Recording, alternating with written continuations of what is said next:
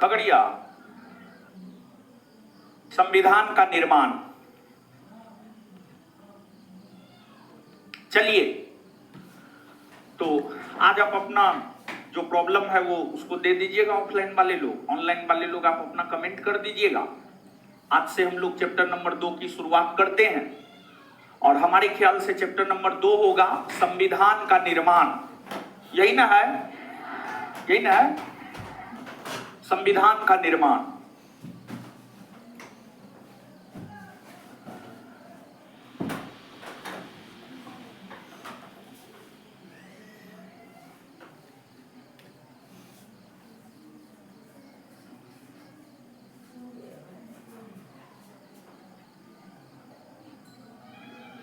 संविधान का निर्माण।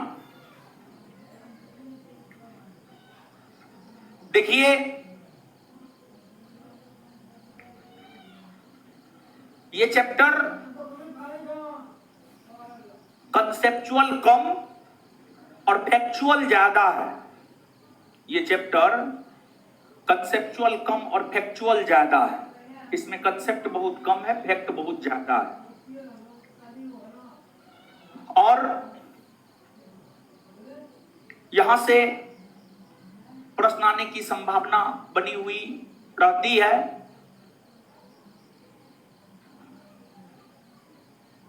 भारत के संविधान के निर्माण को अगर देखा जाए तो भारत के संविधान का निर्माण संविधान सभा ने किया है। भारत के संविधान का निर्माण जो है आपको संविधान सभा ने किया है, कॉन्स्टिट्यूशनल असेंबली ने किया है। संविधान सभा को अंग्रेजी में हम लोग कहते हैं कॉन्स्टिट्यूशनल असेंबली, संविधान सभा।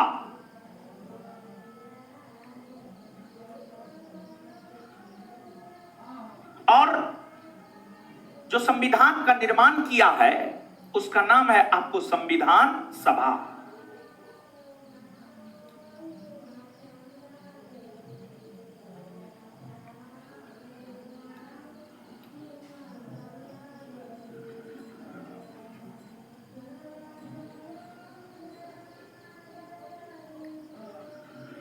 अब अगर संविधान सभा की बात की जाए तो यूं ही संविधान सभा गठित नहीं हो गई। संविधान सभा के गठन को लेकर मांग 1895 ईस्वी से ही उठना प्रारंभ हो गया था। संविधान सभा के गठन की अगर हम लोग बात करें तो संविधान सभा के गठन को लेकर मांग 1895 ईस्वी से उठना प्रारंभ हो गया था। 1895 ईस्वी से उठना प्रारंभ हो गया था। 1895 ईस्वी से उठना प्रारंभ हो गया था। देखिए, भारत के राष्ट्रीय आंदोलन में भाग लेने वाले नेताओं में एक नाम आता है बाल गंगाधर तिलक का। बाल गंगाधर तिलक का। और बाल गंगाधर तिलक की अगर हम बात करें तो जो बाल गंगाधर तिलक है, बाल गंगाधर तिलक के द्वारा 1895 ईस्वी में एक विधेयक पारित किया गया था। और बाल गंगाधर तिलक के द्वारा 1895 ईस्वी में जो विधेयक पारित किया गया था उस विधेयक का नाम है स्वराज्य विधेयक। स्वराज्य विधेयक, स्वराज्य विधेयक। और जब बाल गंगाधर तिलक ने 1895 ईस्वी में स्वराज्य विधेयक पारित किया तो स्वराज्य विधेयक पारित करने के संदर्भ में ही बाल गंगाधर तिलक ने यह मांग किया कि भारत के लिए एक संविधान होनी चाहिए, भारत के लिए एक संविधान होनी चाहिए। संविधान एक प्रकार का कानूनों का दस्तावेज होता है। संविधान की अगर हम बात करें तो जो संविधान होता है, संविधान एक प्रकार का कानूनों का दस्तावेज होता है। जो संविधान राष्ट्रपति को, प्रधानमंत्री को, सुप्रीम कोर्ट को, मुख्य न्यायाधीश को, राज्यपाल को, मुख्यमंत्री को, सभी को पावर देता है कि आपका क्या पावर है, आपका क्या शक्ति है, ये आपको संविधान ही देता है। तो जो हमारा संविधान है, हमारे संविधान मतलब भारत का संविधान, जो भारत का संविधान है, भारत के संविधान को लेकर मांगे 1895 ईस्वी से ही उठना प्रारंभ हो गया। लेकिन हमारा संविधान बनकर तैयार 26 नवंबर 1949 ईस्वी को हुआ। 26 नवंबर 1949 ईस्वी को हुआ और फिर जाकर हमारा संविधान लागू 26 जनवरी 1950 को हुआ। और अभी देश में जो शासन प्रशासन चलाया जाता है, वह शासन प्रशासन जो है आपको संविधान के तहत ही जो है चलाए जाते हैं। तो बाल गंगाधर तिलक ने तो 1895 में ही संविधान को लेकर मांगे कर दी थी। बाल गंगाधर तिलक के बाद जब भारतीय राष्ट्रीय आंदोलन के पटापेक्ष में गांधी जी छाए और गांधी जी को असहयोग आंदोलन जो आंदोलन 1920 से 1922 के बीच हुआ है, असहयोग आंदोलन जो कि 1920 से 1922 के बीच हुआ है, असहयोग आंदोलन ने गांधी जी को राष्ट्रीय स्तर पर एक नई पहचान देने का काम की। और फिर आगे चलकर महात्मा गांधी ने 1922 ईस्वी में 1922 ईस्वी में महात्मा गांधी ने यह इच्छा जाहिर किया कि जो भारत का संविधान है, भारत के संविधान भारतीयों के इच्छा अनुसार बनाए जाएंगे। भारत का जो संविधान है, भारत का संविधान भारतीयों के इच्छा अनुसार बनाए जाएंगे। यह इच्छा प्रकट महात्मा गांधी ने 1922 ईस्वी में किया। 1922 ईस्वी में किया। फिर आगे चलकर एक आपको वामपंथी नेता हुए, उनका नाम था M.N. रॉय। M.N.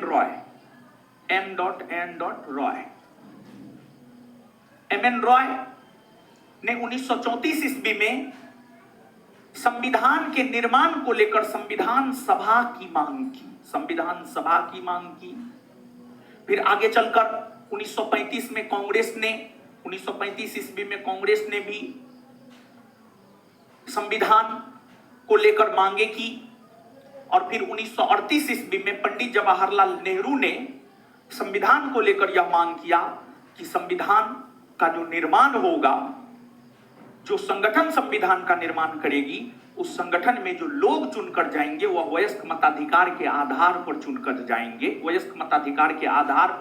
जाएंगे। और फिर आपको 1940 में अगस्त प्रस्ताव आया। उस अगस्त प्रस्ताव में पंडित नेहरू की मांग को स्वीकार भी कर लिया गया था। 1940 के अगस्त प्रस्ताव में पंडित नेहरू की मांग को स्वीकार भी कर लिया गया था। और आप याद कीजिए 1939 में जब द्वितीय विश्व युद्ध की शुरुआत हुई थी तो भारत ब्रिटेन की तरफ से इस द्वितीय विश्व युद्ध में नहीं जाना चाहता था साहब, और भारतीयों को अंग्रेज द्वितीय विश्व युद्ध में अपने साथ करना चाहता था। भारतीयों को अंग्रेज द्वितीय विश्व युद्ध में अपने साथ करना चाहता था। और इसी वजह से 1942 में क्रिप्स मिशन योजना को भारत भेजा गया। और क्रिप्स मिशन योजना जो कि 1942 ईस्वी में भारत आई, क्रिप्स मिशन योजना जो कि 1942 ईस्वी में भारत आई, क्रिप्स मिशन योजना ने भारत के संविधान के निर्माण को लेकर संविधान सभा के गठन को स्वीकार किया था। लेकिन क्रिप्स मिशन योजना को कांग्रेस और मुस्लिम लीग ने सिरे से नकार दिया और इसी वजह से क्रिप्स मिशन योजना के तहत संविधान सभा का गठन नहीं हुआ। लेकिन पुनः 4 वर्षों के बाद 1946 ईस्वी में कैबिनेट मिशन योजना का भारत आगमन हुआ और कैबिनेट मिशन योजना का भारत आगमन 24 मार्च 1946 को हुआ था और कैबिनेट मिशन योजना ने ही संविधान सभा के गठन को लेकर सिफारिश किया और कैबिनेट मिशन योजना के सिफारिश पर ही भारत के संविधान के निर्माण को लेकर संविधान सभा का गठन हुआ है। भारत के संविधान के निर्माण को लेकर संविधान सभा का गठन कैबिनेट मिशन योजना के सिफारिश पर हुआ है। कैबिनेट मिशन योजना के सिफारिश पर हुआ है। तो भारत के लिए संविधान का निर्माण जो संविधान सभा ने किया है, इस संविधान सभा के गठन की अगर हम बात करें तो संविधान सभा के गठन कैबिनेट मिशन योजना के सिफारिश पर हुआ है। संविधान सभा का जो गठन है, संविधान सभा का गठन आपको कैबिनेट मिशन योजना के सिफारिश पर हुआ है।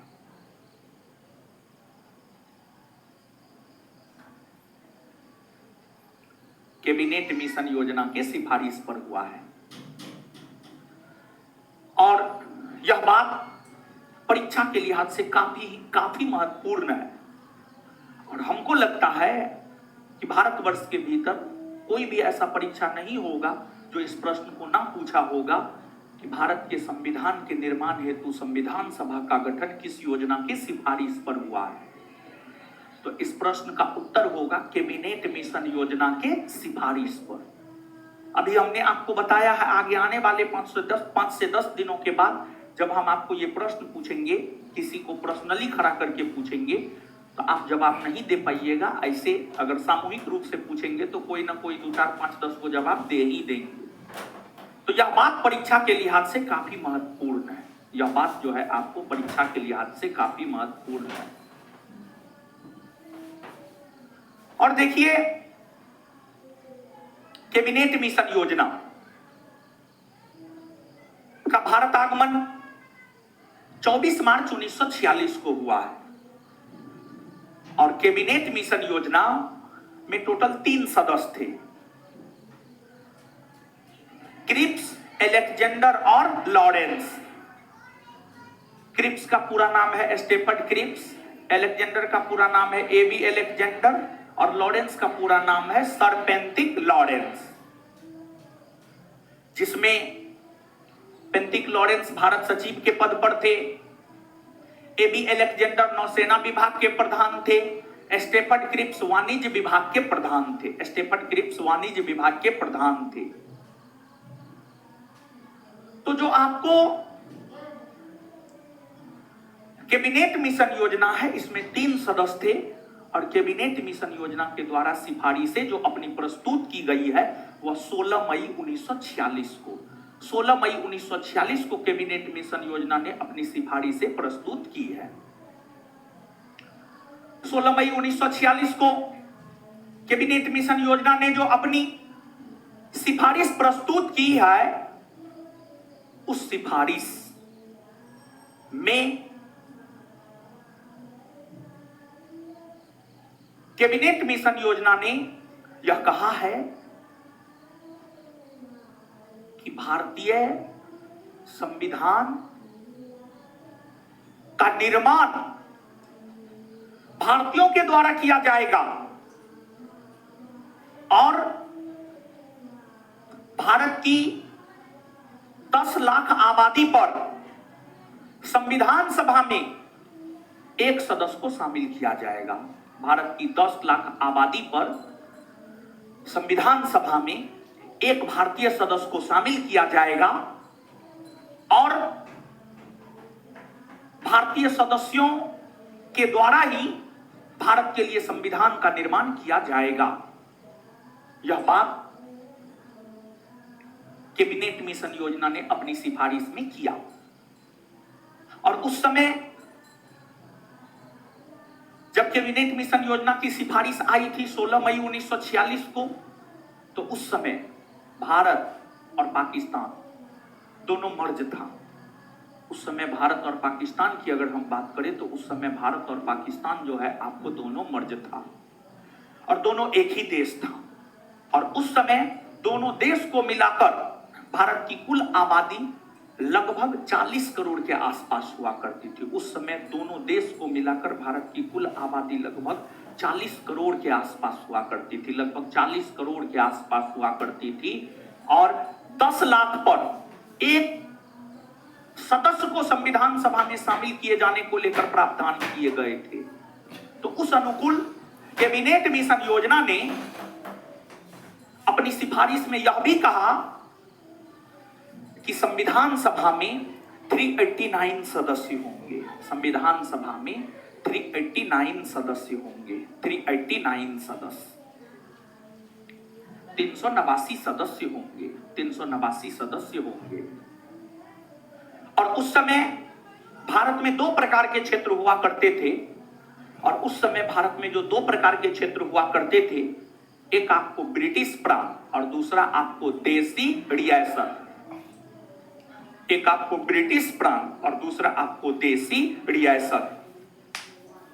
ब्रिटिश प्रांत किसे कहा जाता है और देसी रियासत किसे कहा जाता है? जब हम आपको 1935 का भारत शासन अधिनियम पढ़ा रहे थे, तो 1935 के भारत शासन अधिनियम पढ़ाते हुए हम आपको ये बात बताए थे कि ब्रिटिश प्रांत किसे कहा जाता है और देसी रियासत किसे कहा जाता है, नहीं बताए थे।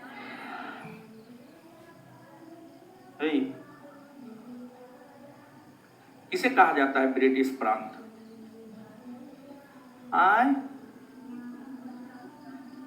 हाँ, देसी रियासत।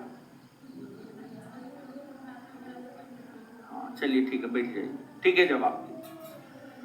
तो ब्रिटिश प्रांत मतलब जहां पर अंग्रेजों का शासन था, और देसी रियासत जहां भारत के देसी रियासत के राजा महाराजाओं का शासन था, वह आपको देसी रियासत हो गया। तो आपको संविधान सभा ने यह कहा, कैबिनेट मिशन ने अपनी सिफारिश में यह कहा कि संविधान सभा में 389 सदस्य होंगे, जिसमें से 389 में से 296 ब्रिटिश प्रांत से होंगे, 296 ब्रिटिश प्रांत से होंगे, और 93 देसी रियासत से होंगे, 93 देसी रियासत से होंगे, 93 देसी रियासत से होंगे। इसमें 296 में यह कहा गया कि 292 11 ब्रिटिश प्रांत से होंगे। उस समय ब्रिटिश प्रांतों की संख्या हुआ करती थी 11। उस समय ब्रिटिश प्रांतों की संख्या हुआ करती थी 11, एक पर एक 11 हुआ करती थी। 11 ब्रिटिश प्रांत से 292 सदस्य शामिल होने थे, और 4 सदस्य 4 अलग अलग चीफ कमिश्नरी क्षेत्र से शामिल होने थे। जो चीफ कमिश्नरी क्षेत्र था, दिल्ली, अजमेर, मारवाड़, कुर्ग, ये सब चीफ कमिश्नरी क्षेत्र हुआ करते थे।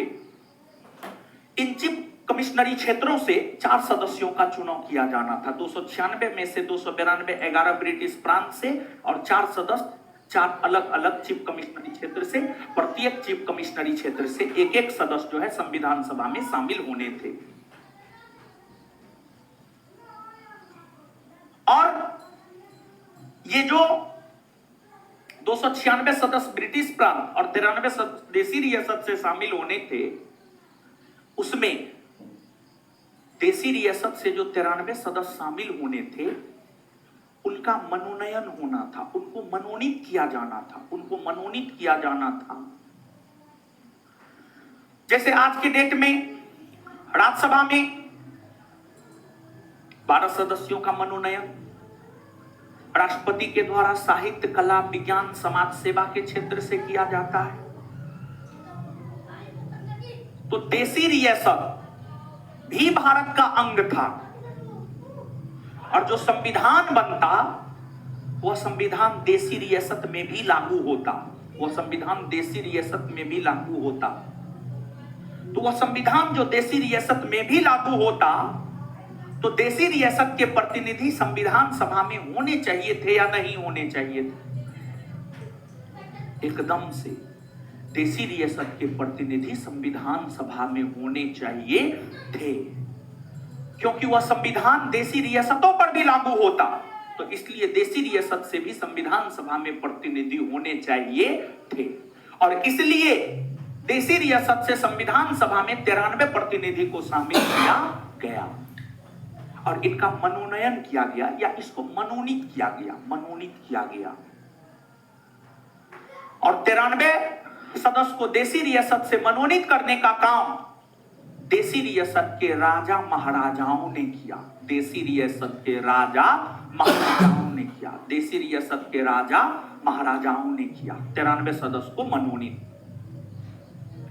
तो मतलब संविधान सभा में 93 सदस्य मनोनीत हुए थे।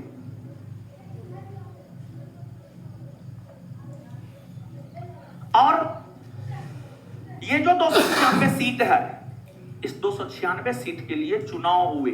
इस 296 सीट के लिए जो है आपको चुनाव हुए। और यह चुनाव जुलाई अगस्त 1946 में हुआ था। यह चुनाव जो है आपको जुलाई अगस्त 1946 में हुआ था। और इस चुनाव में आम जनता पार्टिसिपेट नहीं किया था।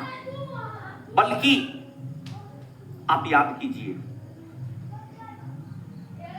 आप इस बात को याद कीजिए, प्रांतों में विधानसभा के चुनाव कब से होने प्रारंभ हुए? पिछला चैप्टर पढ़ाते हुए ही तो बताए नहीं बताए हैं। प्रांतों में विधानसभा के चुनाव पहली बार हुए थे 1937 में। और केंद्रीय विधानसभा के चुनाव पहली बार कब? 1920 में।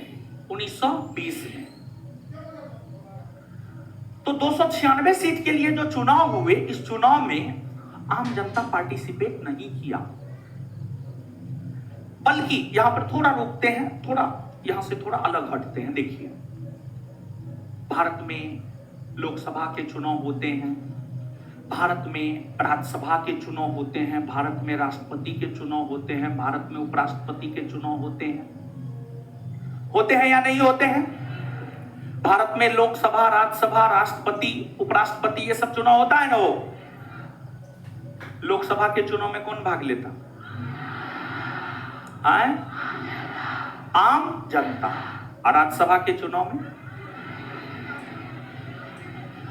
राज्यसभा के चुनाव में प्रांतों के विधानसभा के निर्वाचित सदस्य पार्टिसिपेट करते हैं। राज्यसभा के चुनाव में प्रांतों के विधानसभा के निर्वाचित सदस्य पार्टिसिपेट करते हैं। तो जैसे राज्यसभा के चुनाव में आम जनता पार्टिसिपेट नहीं करती है, बल्कि राज्यों के विधानसभा के निर्वाचित सदस्य पार्टिसिपेट करते हैं, उसी प्रकार से 296 सदस्यों के लिए जो चुनाव हुए, इस चुनाव में देश की आम जनता पार्टिसिपेट नहीं की, बल्कि प्रांतों के विधानसभा के जो निर्वाचित सदस्य थे, उन्हीं ने इस चुनाव में पार्टिसिपेट करने का काम किया। प्रांतों के विधानसभा के निर्वाचित सदस्य ही 296 सीटों के लिए जो जुलाई अगस्त 1946 में चुनाव हुए, इस चुनाव में पार्टिसिपेट करने का काम किया। मतलब अगर 296 सदस्य की हम बात करें, तो ये 296 सदस्य जो है आपको निर्वाचित थे। 296 सदस्य क्या थे? निर्वाचित। और 93 सदस्य आपको संविधान सभा में मनोनीत थे। 93 सदस्य संविधान सभा में मनोनीत थे। मतलब संविधान सभा को लेकर हम यह कह सकते हैं कि संविधान सभा के जो सदस्य थे, वह कुछ सदस्य, उसमें से कुछ सदस्य निर्वाचित थे और कुछ सदस्य जो है आपको मनोनीत थे। कुछ सदस्य निर्वाचित थे और कुछ सदस्य क्या थे? मनोनीत। तो जो संविधान सभा के सदस्य थे, संविधान सभा के सदस्य आंशिक तौर पर निर्वाचित और आंशिक तौर पर मनोनीत थे। अब अगर आपसे कहा जाए कि संविधान सभा के सदस्य निर्वाचित थे, संविधान सभा के सदस्य मनोनीत थे, या संविधान सभा के सदस्य आंशिक तौर पर निर्वाचित और आंशिक तौर पर मनोनीत थे, तो आप क्या कहिए?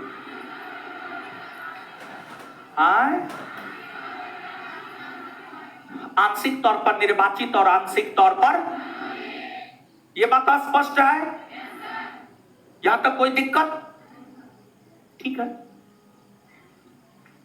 अब देखिए हुआ क्या, समझिएगा। हुआ ये कि 296 सीट के लिए जो चुनाव हुए, इस चुनाव में 208 सीट कांग्रेस जीता। 296 सदस्य के लिए चुनाव हुए, इसमें से 208 सीट की अगर आप बात करेंगे तो 208 सीट पर कांग्रेस जीत दर्ज किया।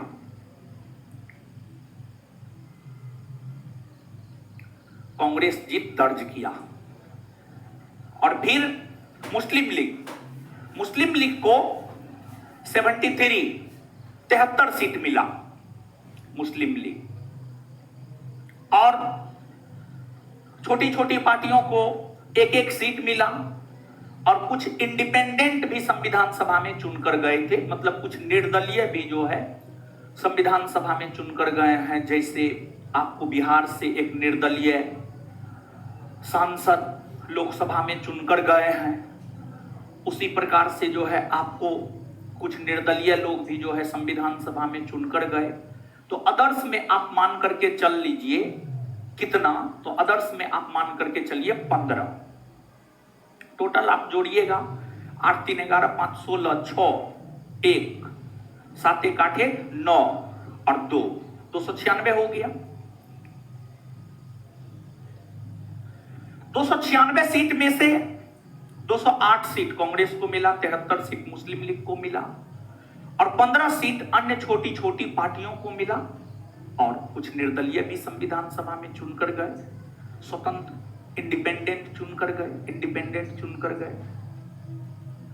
तो संविधान सभा में जो 208 सदस्य कांग्रेस के चुनकर गए, यह तो स्पष्ट हो गया कि अब संविधान सभा में कांग्रेस का बोलबाला होने वाला है।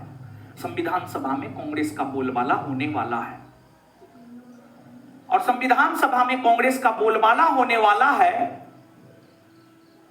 इसी को लेकर मुस्लिम लीग में घबराहट पैदा हो गई, और मुस्लिम लीग ने चुनाव के ठीक बाद से संविधान सभा का विरोध करना शुरू कर दिया। मुस्लिम लीग ने चुनाव के ठीक बाद से संविधान सभा का विरोध करना शुरू कर दिया, और इस मांग को लेकर आवाज बुलंद करने लगा कि नहीं, मुसलमानों के लिए एक अलग राष्ट्र पाकिस्तान बनेगा, और पाकिस्तान के संविधान के निर्माण हेतु अलग से संविधान सभा का गठन किया जाएगा, और वह संविधान सभा पाकिस्तान के लिए संविधान का निर्माण करेगा।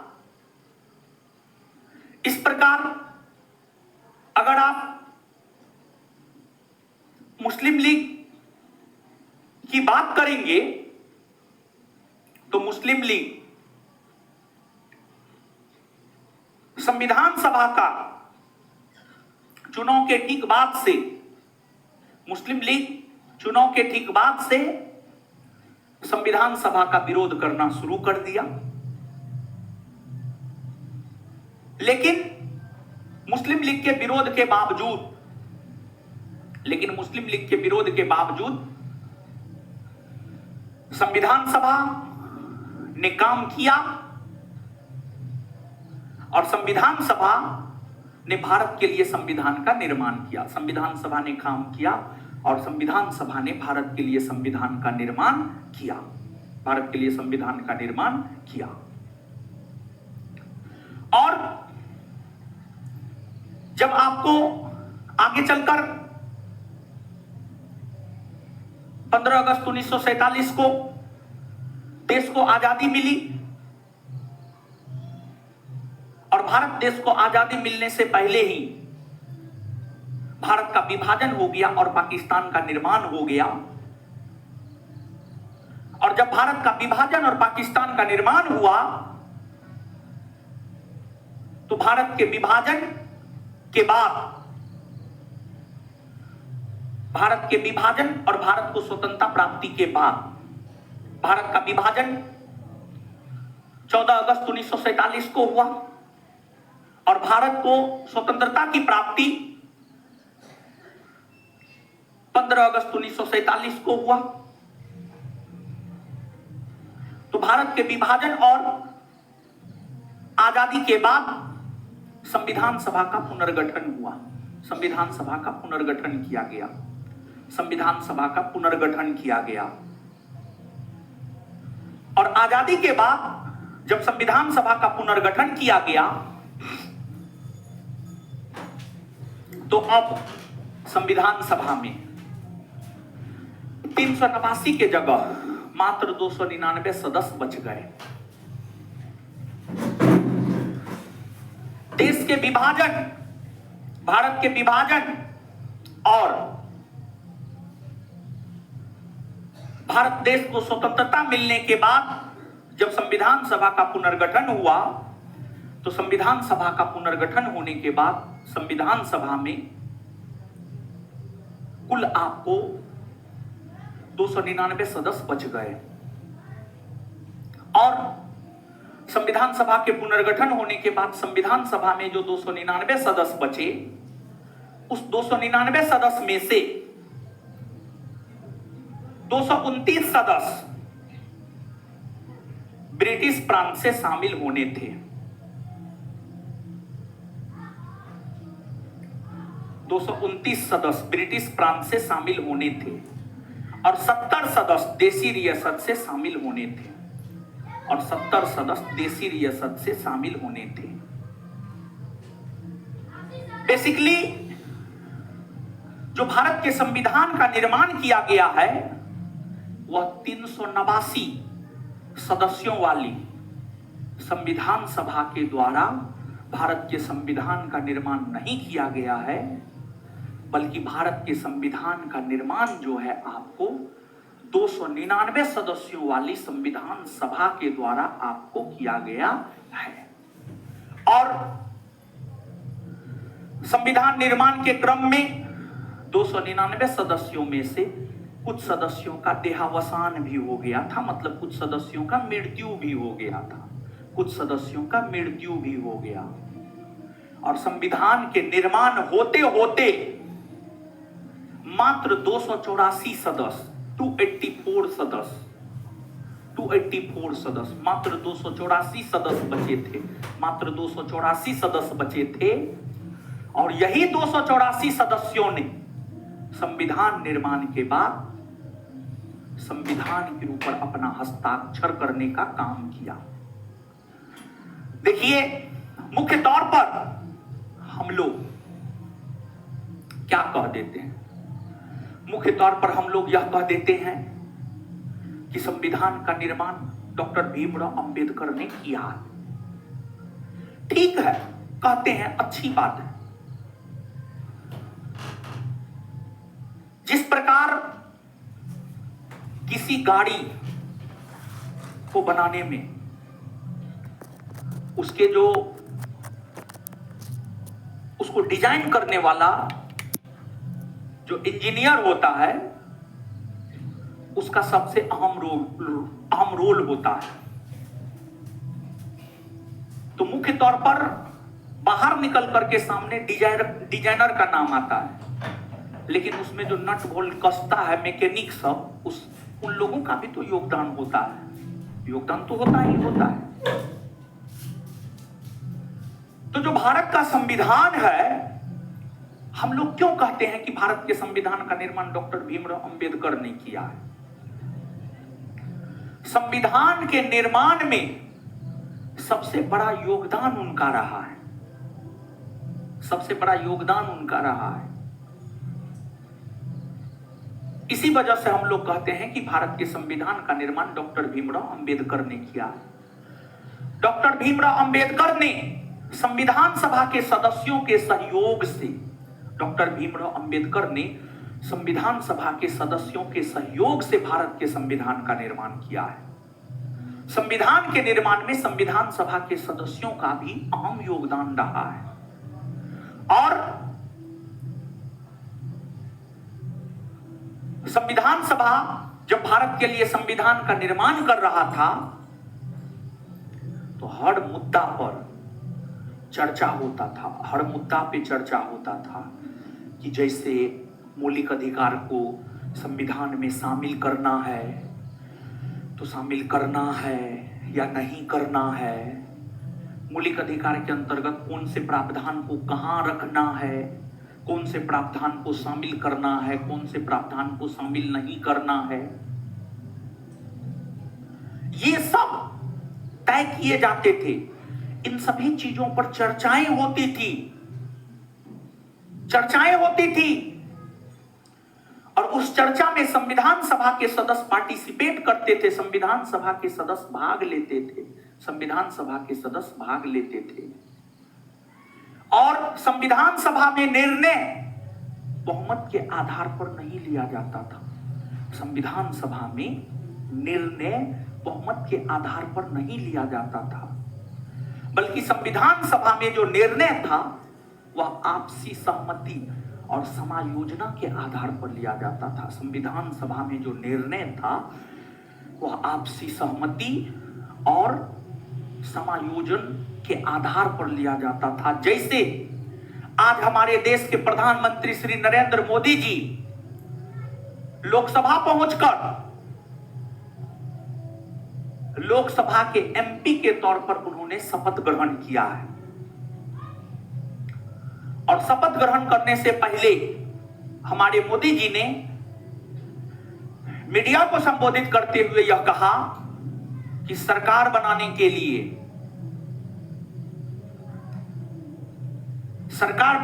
लिए एक आंकड़ा का जरूरत होता है।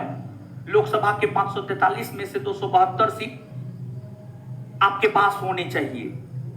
सरकार बनाने के लिए, देखिए मोदी जी का स्टेटमेंट बहुत अच्छा स्टेटमेंट था। देखिए मोदी जी स्टेटमेंट सब तो बड़ी शानदार देते हैं, मतलब ऐसा स्टेटमेंट देते हैं जिसकी चर्चा देश विदेश में होता है। तो आज का मोदी जी का स्टेटमेंट है, सरकार बनाने के लिए तो आंकड़ा की जरूरत होती है, लेकिन देश चलाने के लिए आपसी सहमति की जरूरत होती है। और हम यह प्रयास करेंगे कि विपक्षी पार्टी के आपसी सहमति से हम देश चलाएं। ये आज के मोदी जी का स्टेटमेंट है। लेकिन कितना आपसी सहमति होगा वो तो आने वाला वक्त बताएगा। स्टेटमेंट तो काफी शानदार है, जबरदस्त लोकतांत्रिक स्टेटमेंट है। इससे बेहतर स्टेटमेंट हो ही नहीं सकता है आज के दिन के लिए, समझे। और ये कवर पेज पर छपेगा, आप देख लीजिएगा। और राहुल गांधी जो शपथ लिए हैं एमपी का, संविधान का पुस्तक अपने साथ लेकर के चलते और उस पुस्तक को हाथ में लेकर के एमपी के तौर पर शपथ जो है आपको राहुल गांधी जी लिए हैं, समझे। मतलब उनका इशारा इस और था कि संविधान में अगर केंद्र की मोदी सरकार छेड़छाड़ करना चाहती है तो हम तैयार हैं। हम संविधान में किसी भी प्रकार का कोई छेड़छाड़ नहीं होने देंगे, समझे। राहुल गांधी का इशारा इस और था। चलिए ठीक है। तो आपको जो संविधान सभा है, जब संविधान सभा भारत के लिए संविधान का निर्माण कर रहा था तो उसमें जो निर्णय लिए जाते थे उसमें निर्णय बहुमत के आधार पर नहीं लिए जाते थे, बल्कि आपसी सहमति और समायोजना के आधार पर निर्णय लिए जाते थे। मतलब कोई भी चीज संविधान में शामिल करना, देखिए होता क्या था समझिएगा। एक तो जब संविधान सभा भारत के संविधान के निर्माण को लेकर बैठी तो संविधान सभा ने विश्व के 60 6 पर 0 60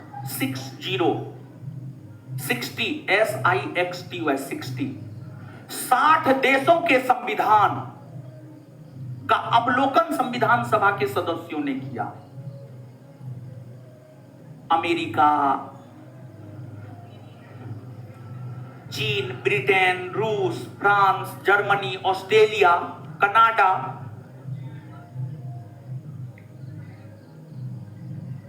विश्व के सभी देशों के संविधान को संविधान सभा के सदस्यों ने गहनता से पढ़ने का काम किया और जो प्रावधान जिस देश के अच्छे लगे, किसी देश का मौलिक अधिकार अच्छा लगा, किसी देश का राज्य का नीति निर्देशक तत्व अच्छा लगा, जिस देश के जो प्रावधान संविधान सभा के सदस्यों को बेहतर लगा, उस प्रावधान को संविधान सभा के सदस्यों ने भारत के संविधान में शामिल करने का काम किया। और ऐसा नहीं था कि सीधे तौर पर कट पेस्ट कॉपी भारत के संविधान में कर दिया गया, ऐसी बात नहीं थी। जैसे अमेरिका से मौलिक अधिकार लिया, तो अमेरिका से जो मौलिक अधिकार लिया, ऐसा नहीं था कि अमेरिकी संविधान में जो मौलिक अधिकार था उसी को सीधा उठा करके भारत के संविधान में रख दिया। नहीं, अमेरिका के संविधान से मौलिक अधिकार के कंसेप्ट को लिया। मौलिक अधिकार के कंसेप्ट को लिया, इसका मतलब यह है कि इस कंसेप्ट को लिया कि जैसे अमेरिकी संविधान में मौलिक अधिकार है तो भारत के संविधान में भी मौलिक अधिकार होनी चाहिए, भारत के संविधान में भी मौलिक अधिकार होनी चाहिए। संविधान सभा के सदस्यों ने भारत की तात्कालीन परिस्थिति को देखते हुए उन तमाम प्रावधानों को मौलिक अधिकार में शामिल किया जो प्रावधान उन्हें लगे कि नहीं, इसे शामिल करना चाहिए। उस प्रावधान को मौलिक अधिकार में शामिल किया। और जैसे अब मौलिक अधिकार में चीजों को शामिल करना है, जैसे कि मान लिया जाए कि मौलिक अधिकार के अंतर्गत अस्पृश्यता के अंत को शामिल करना है, छुआछूत के अंत को शामिल करना है। तो अब संविधान सभा के कोई सदस्य कहे कि अस्पृश्यता यानी छुआछूत के अंत को जो है मौलिक अधिकार में शामिल कर न दीजिए, तो फिर उस पर चर्चा होता था, सब लोग अपना अपना राय देता था। संविधान सभा के सभी सदस्य अपनी अपनी राय देते थे कि अगर अस्पृश्यता के अंत को मौलिक अधिकार में शामिल करेंगे तो इसके क्या सकारात्मक पहलू होंगे, इसके क्या नकारात्मक पहलू होंगे। टोटल चीज पर पूरी तरीका से विचार विमर्श किया जाता था, आगे की सोच को भी ध्यान में रखा जाता था, आगे की सोच को भी ध्यान में रखा जाता था। और अंततः आपसी सहमति भी बनाई जाती थी, और जो लोग किसी भी प्रावधान के विपक्ष में हो जाते थे तो उनको समझाया जाता था, उनको भी सहमति बनानी पड़ती थी, और जबरदस्ती नहीं, तर्क से तार्किक ढंग से सहमत करवा लेते थे डॉक्टर भीमराव अंबेडकर। तो और जो भारत का संविधान है, इसको बनने में 2 वर्ष 11 महीना और 18 दिन का समय लगा, और 64 लाख रुपये खर्च हुए। 63 लाख समथिंग है, तो लगभग 64 लाख रुपये खर्च भारत के संविधान के निर्माण में हुए। देखिए, भारत के संविधान को बनाने में 2 वर्ष 11 महीना 18 दिन का समय लगा। 2 वर्ष 11 महीना 18 दिन का समय लगा, और जो संविधान सभा है संविधान सभा की अगर हम बात करें तो संविधान सभा में कैबिनेट मिशन योजना ने 389 सदस्य निर्धारित किए, जिसके लिए चुनाव हुए। चुनाव जुलाई अगस्त 1946 में हुए और चुनाव के बाद नवंबर 1946 में अकॉर्डिंग टू एम लक्ष्मीकांत के अनुसार नवंबर 1946 में संविधान सभा का गठन हुआ और संविधान सभा के गठन के बाद संविधान सभा की प्रथम बैठक 9 दिसंबर 1946 को दिल्ली में हुआ। संविधान सभा की प्रथम बैठक 9 दिसंबर 1946 को दिल्ली में हुआ। संविधान सभा की प्रथम बैठक 9 दिसंबर 1946 को दिल्ली में हुआ। और आपको फिर इसके बाद लगातार संविधान सभा की बैठकें आयोजित होती रही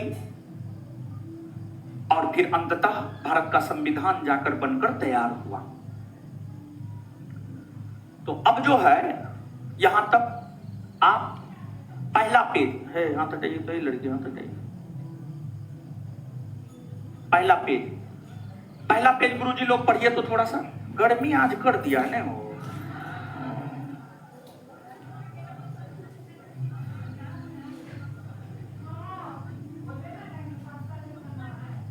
अरे आप कहां थे इतना दिन से, बताइए, हम आपको कितना खोज रहे थे, कहां चले गए थे बीच में?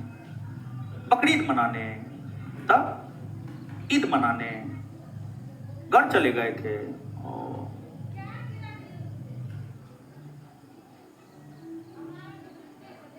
पढ़िए जल्दी, पहला पेज पढ़िए, पहला पेज।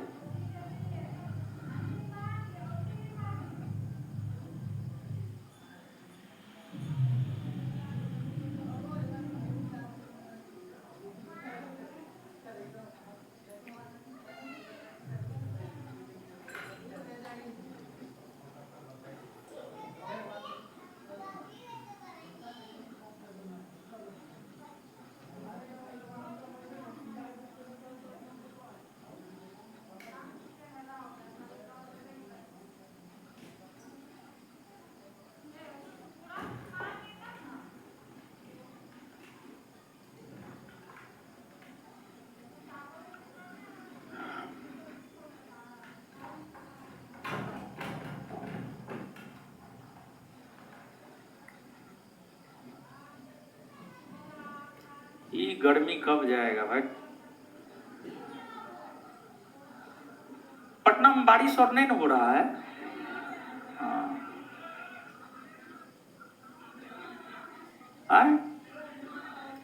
हुआ है कहाँ हुआ है ना? एक रोज रात को थोड़ा बहुत हुआ है, कल हुआ था, कल पटना में बारिश हुआ। हम जिधर रहते हैं उधर कहाँ हुआ है?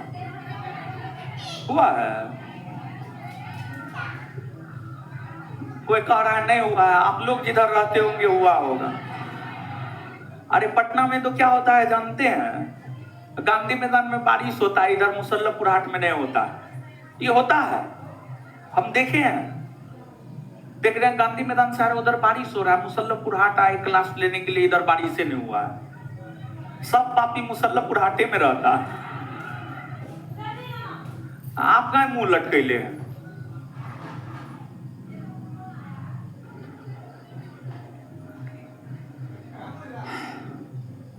और लिए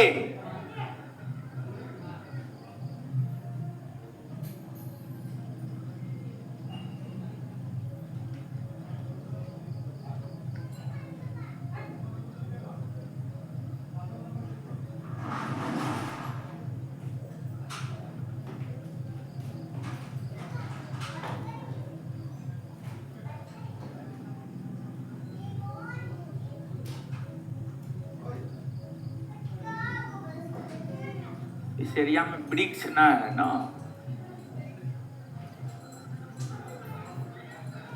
आदमी जितना जगह पे वृक्ष लगवाएगा उतना में 4 गो रूम बन जाएगा।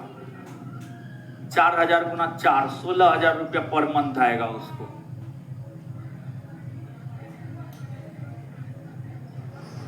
हम कहां से लगाएंगे? हमको कुछ है? कुछ नहीं है।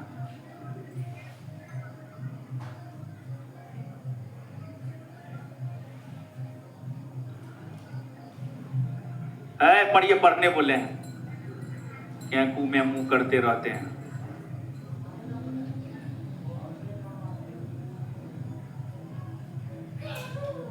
क्या हो रहा है? पढ़ लिए दीजिए तो एक किताब। हीरो साहब आइए याद करते हैं, जितना बताऊं उतना याद कीजिएगा ना।